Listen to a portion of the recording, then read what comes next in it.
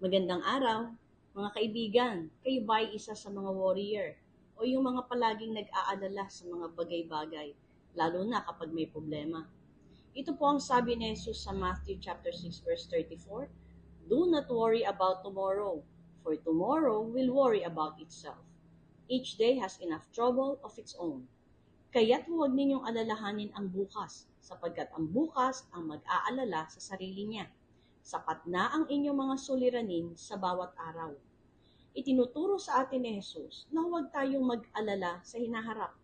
Ang pag-aalala ay hindi nakakatulong, ngunit ang pagtitiwala sa Diyos ay nagbibigay ng kapayapaan. Sabi nga sa 1 Peter chapter 5 verse 7, "Ipagkatiwala ninyo sa Kanya ang inyong mga alalahanin sa buhay, sapagkat Siya ay nagmamalasakit sa inyo." Kaibigan, huwag mo buhatin yung mga problema at hindi naman yan mauubos.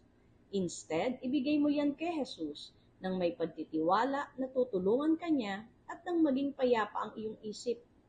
At sinasabi sa Philippians chapter 4 verse 6 to 7, huwag kayong mabalisa tungkol sa anuman. Sa halip, ipaalam ninyo sa Diyos ang lahat ng inyong pangangailangan sa pamamagitan ng panalangin at pasasalamat. At ang kapayapaan ng Diyos na hindi kayang abutin ng pag-iisip ang siyang mag-iingat sa inyong puso at isipan kay Kristo Jesus. Kaya kaibigan, do not worry. May problema ka na nga, dinadagdagan mo pa ng pagkabalisa.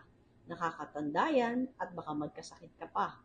Mabuti pa, ibigay mo yan sa Diyos sa panalangin at magtiwala sa kanyang mga pangako dahil yan ay tunay na maaasahan. The peace of our Lord Jesus Christ be with you all. Bye!